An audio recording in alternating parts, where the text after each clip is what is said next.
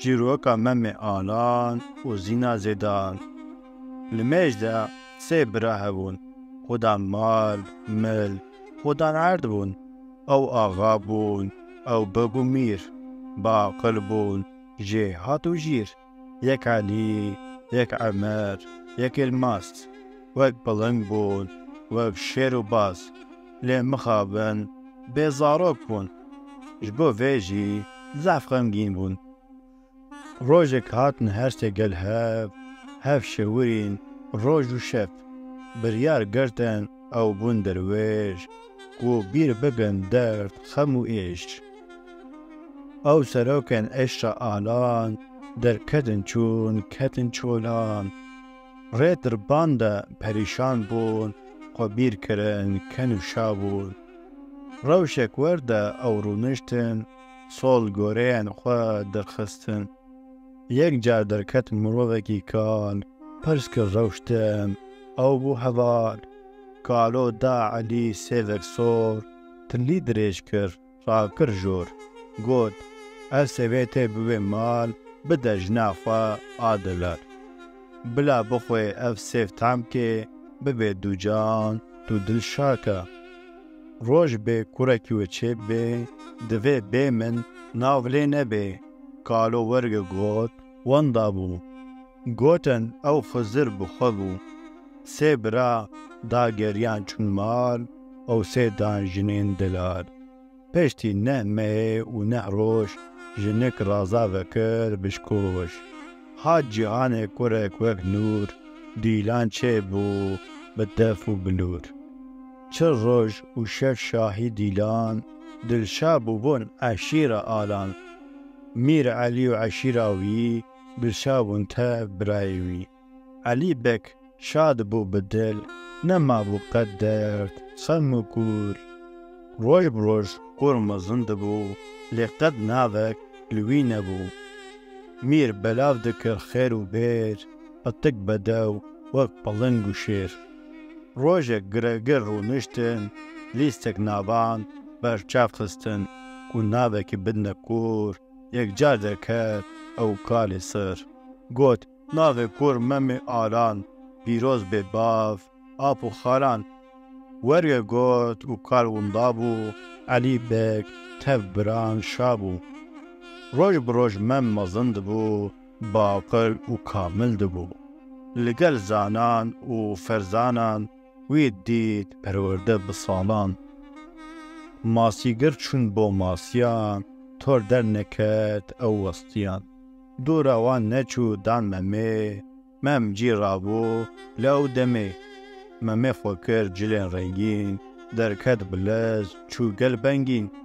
Mem û bengîn bûbûn bira hevdeva wan mîna çira. Memê ew şol wira deng kir ji bo torê ew serwext kir. Derketin der mem û bengîn kom kirin qortên cil rengîn. Çûn ber behrê tor kişandin tor derxistin dest êşandin. Hespek derket li ber çavan jêre gotin bozê rêwan.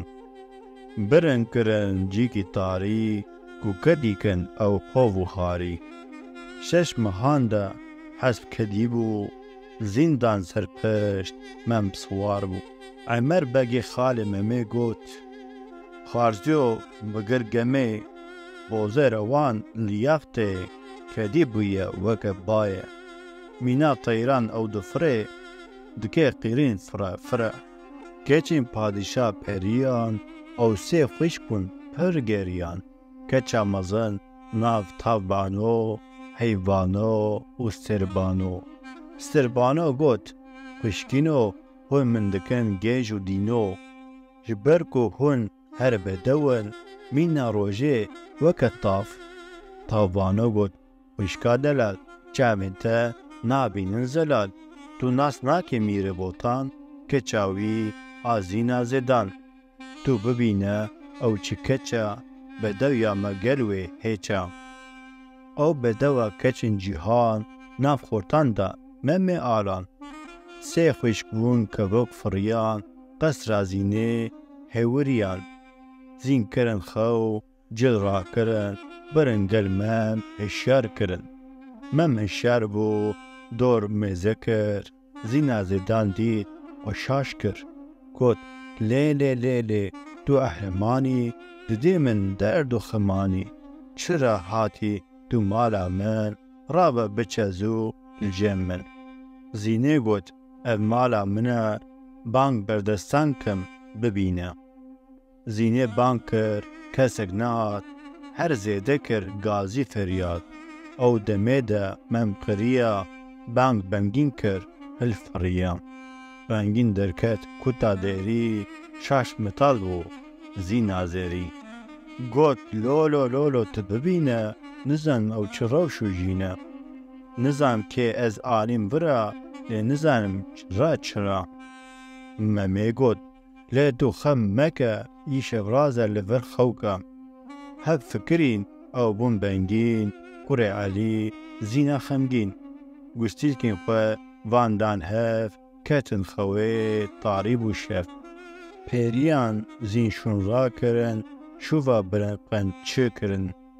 لسو بیده او هشار بون هف ندیتن زف غمگین بون. کسک تنبو لگلوان و شاش کرن هر عجیب من. گولیستیک تلی در خستن نابن هفدو برچف خستن. او بون بنگی نخوش کتن شو و روش قطرا نکتن. بجیش کم بون دور ممی کو دور که مم الخمی. درمان و رمل و نوشت آرام الممی ده نهشت. بیت کابل من باب تیو مام کد لیوان قنجی و رام. گویتم بچه ببین زینه قن شیرین که وره جینه. مم سوار بو بوز روان لغیده دید کال روان. او کالو خزر بخبو جم میره او اول بو. ریل ممی تماشه کرد گوت بالکش به وی شیرت کرد. ورگه گوت آونده بو بوز روان به روان چوم. ممی خود گهان بوتانه کو ببینه زین سلطانه. ریده کچا عیزل بکو دیتوید گوت از بنی ککو. ازم زینا زیدان زری تیرا وکم سنگو دری. ممی لوی گودار نکر قل آوا چم در باز کر. ممی بوزه روان آجور او هرس کت بو خمگین دل صوت. حسن چکو قره تاجین سیبراین شهر وک جن. زین دستکریا چکو بو گل هویا دعوته بو. من بو میوان سیبران الدور کومون درو جیران. او روشا دید بردستا زین جبو ممی او بو گیجو دین. چو مزگین دا زینا زیدان زینه شکر کر لیزان. سیبرا ونشتن المال روشا ممی کرن زلال. گوتن اف برای میا بنگینه خماوی هیا. دوی امویر آریکار بکن جره ببن دوست یار. اف مم کره شای کرده هر چلنگه چاکو مرده. کجن کچه او دخوازه ام وی بینن ویر رازه. رونشتن ویر بریار گرتن دور رابود مال درکتن. زینا زیدان تفکچو بوکان درکت پیش چاوه لاوگان. ریکت چوکانیا پستر بون تمشوان در جیرانو گل. ممی پنجره دا زین دید دل شوات بو خورت عگید. لعب دو میزه کرن به چف هفره قصه کرن.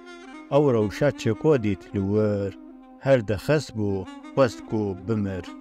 ویس فوندا خواه لوی بیر کر شور گره دا دنگ بلند کر.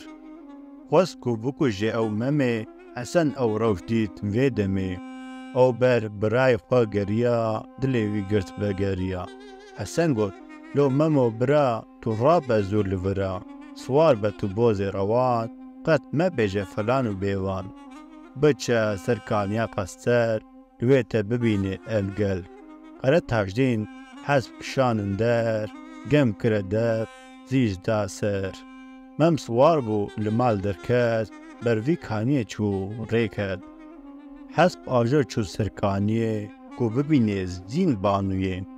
گچو بوگان هنده وکر ممل وان قنج میزکر زینه روی روی خو گرد قد دگ نکر سلاو نگرد ممه گوت روی خو دکا دل بریندار افزل شاکا زینا زدان هنداو دکر دل ممه آلان شاکر او روشا دید فزل بکو شک نبریبون اسن چکو بکو چیگر دکو دولاف چو با ازین وی داسلاف گوت میره من بانک مموکا بین قصه وی میوانکا ویره بلیز تو شطرنج بکوه وجه تو لیجی بحلو بفلبازی وینا بخوین بکرازی لهم بر پنجره زینه تب مم دانش لوی جوینه بلا مم زینه میزکه توجه شرطنج گور خواه ریسکه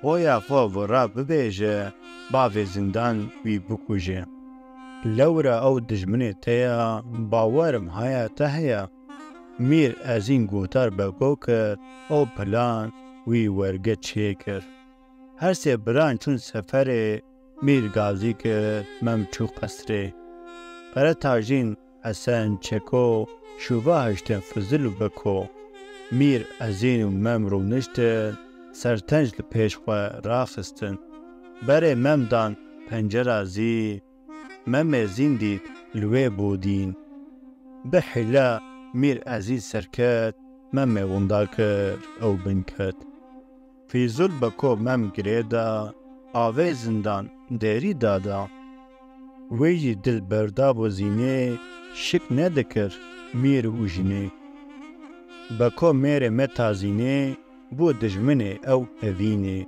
وی برای زینه خاپاند و جاغ میر علی خوراند کچا فیزول بکوی هار رابو کرد دست خواه هنار جهر کره ناب او هناره بردا زینه و مرداره زینه را گوت بده ممه بلا بخوی نکی خمه باب من بحل بازی لأو روشه ممکن رازی بلا او برخو نکوه پشتی چند روش او در کوی ممکت خواه وی خونک دید زع برخو کت خورت عگید خونا خودا وی هنار خوار لطف جهر آخوی مار او دمه دا زین چو باوی دیری وکر او کت جی زین گریا مم حنبیس کر لسر عردا شل دارا کر هنار کر دست ممه گوت بخوا افدمه بچک زکی خود تو تیر که از چی دویجم